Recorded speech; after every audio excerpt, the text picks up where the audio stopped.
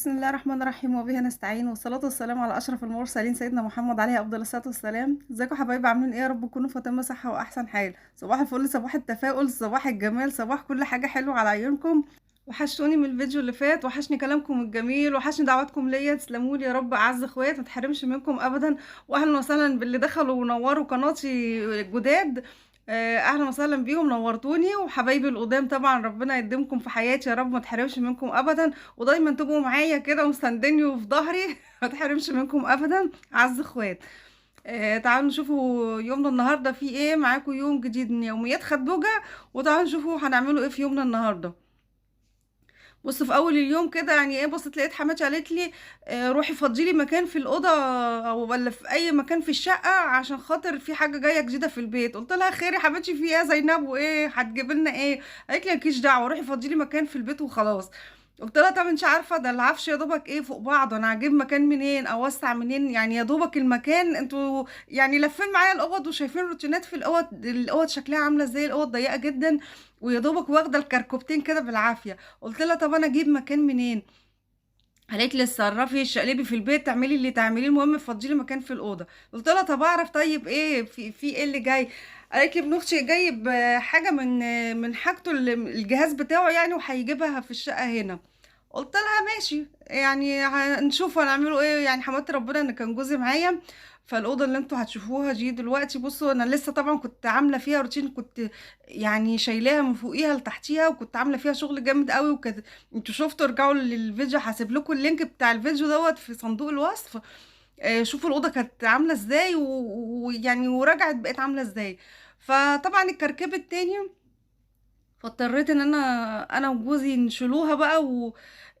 حاولنا فيها كتير بصراحة. طبعا انتوا شايفينها هي عاملة ازاي، ضيقة ومزنقة. بس يعني سبحان الله، بص احنا زنقنا الحاجة، غيرنا حاجة فيها. هتشوفوا دلوقتي عملنا ايه.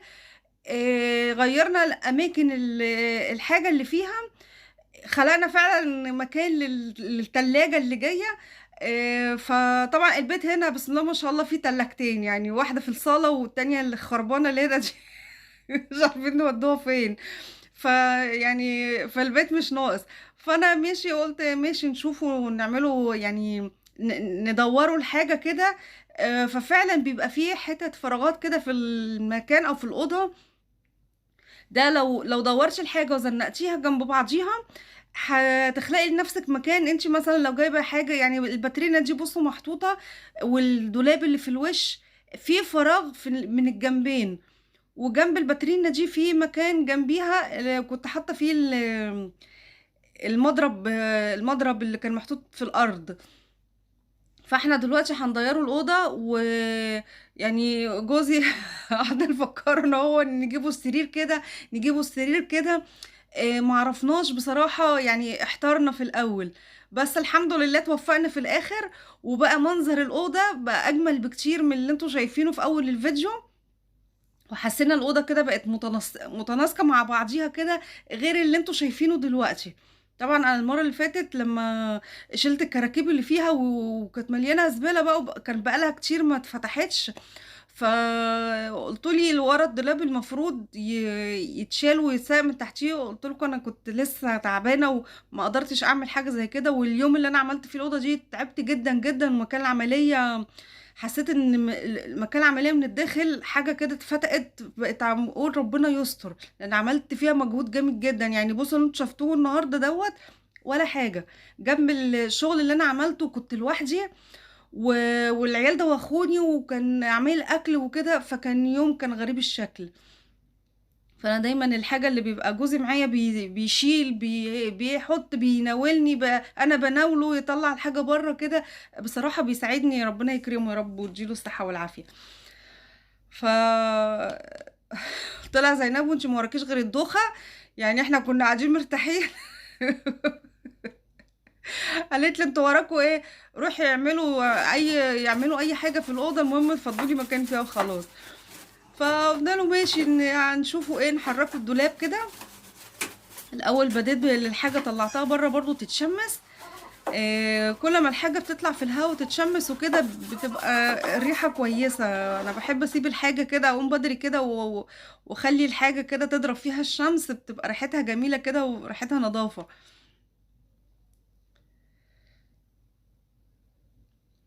فهنا بعد ما طلعت الحاجة كلها قلت اديها تسيقة بالمرة، لان المرة اللي فاتت انا ما عملتش ورا الدولاب. يعني شايفين كان وراه طيارة والغزل والحاجات دي بتاعت الصيف، جوزي كان عامل الطيارة دي، بيحب الطيارات والحاجات دي قوي. يعني لما بيعمل حاجة للأولاد هو بيلعب بيها أكتر منهم. بيحب طول عمره. كان هنا عند والدته وهو صغير يجيب أصحابه ويعملوا طيارات بقى، يعني مش دي كده يعني لعب عيال الطيارة دي ولا حاجة، كانوا بيعملوا الطيارة كده أطول منه بمرتين.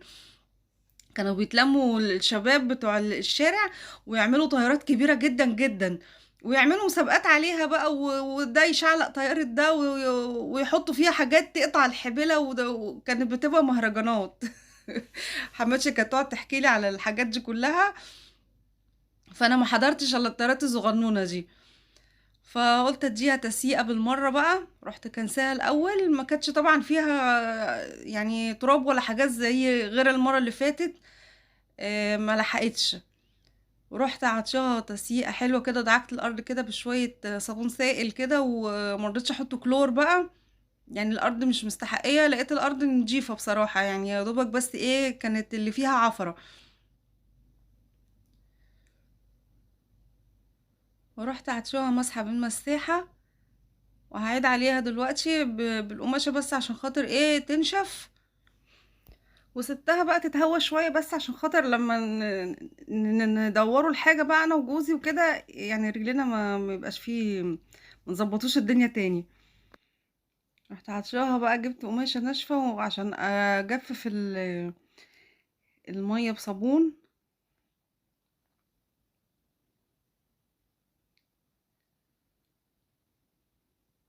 طبعا المفروض كنت التلاجة دي كمان كانت اتشالت واتعمل من وراها، بس بصراحة ما كانش وقته. كانوا قالت لي خلاص، يعني كانوا جايين بتوع اللي هم اللي هينقلوا التلاجة، وقالت لي ايه شيلوا شوية. فانتوا هتقولوا لي ايه ده اللي مربوط في السرير ده؟ كانوا بصوا عيال كتير قوي من اولاد العيلة اتعوروا في حز السرير ده. كان العيل ينزل على سيفه وكان يعني يتعور يا حاجبه يورم. فراحوا لافين بقى ايه، لافين اللي عملوا الموضوع ده، وكان السرير مخلع. راح جوزي الله يكرمه راح ربطه لها. كان بيلق ربطه من الاربع جوانب عشان بس ايه يبقى ثابت. اللي احنا لو شلناه وهو مخلع كده هيتكسر ولا هيتفكك مننا.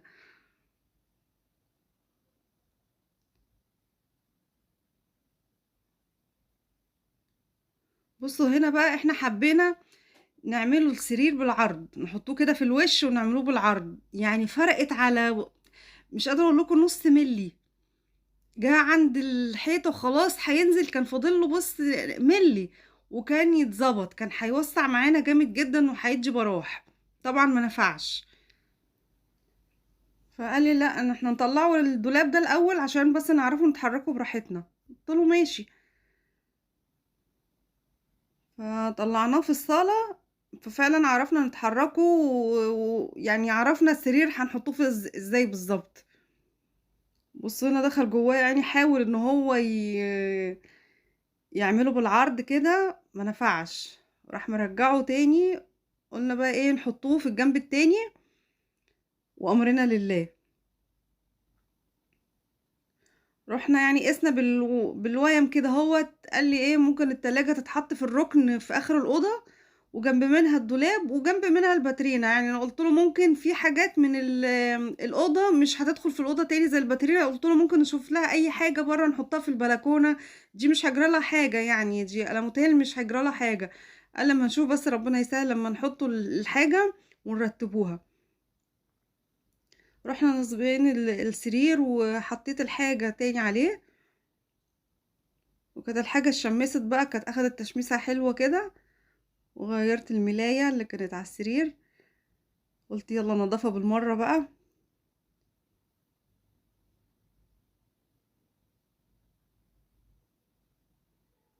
المرتبة اللي على السرير دي عشان سفنج وقديمة جدًا، جدًا، فأنا باحاول أفرش تحتيها بطاطين، وكنت حاطة كراتين الأول، كام كرتونة كده، عشان بس اللي ينام عليها معضّمة. البطاطين لمّا بتتحط من تحت المرتبة يعني هي بتدّي سماكة شوية. قدّام شوية إن شاء الله أنا هابقى أجيب مرتبة، بس لمّا أجيب مراتب للسرير اللي جوّه الأول.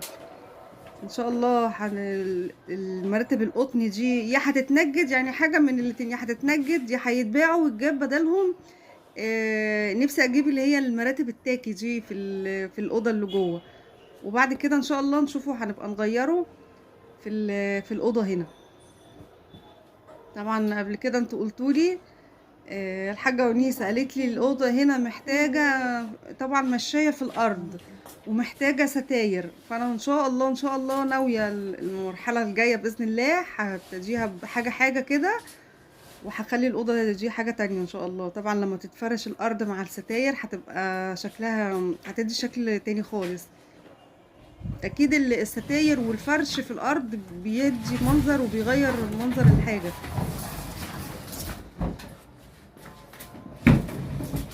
اهي التلاجة هنا والبتاع هنا،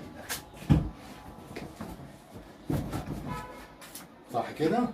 طيب هنا التلاجة هتبقى كبيرة، خلّي بالك أكبر من المقاس ده. هتيجي هنا. وكانت وصلت بالسلامة هنا، ربنا يجعلها مبروك عليه، بسم الله ما شاء الله يا رب، وعقبال كده يسعد الجميع يا رب، ويسعد جميع الشباب، وعقبال ما يتأهل كده ويروح بيته بالسلامة. والسلام عليكم ورحمة الله وبركاته. ما تنسوش اللايك.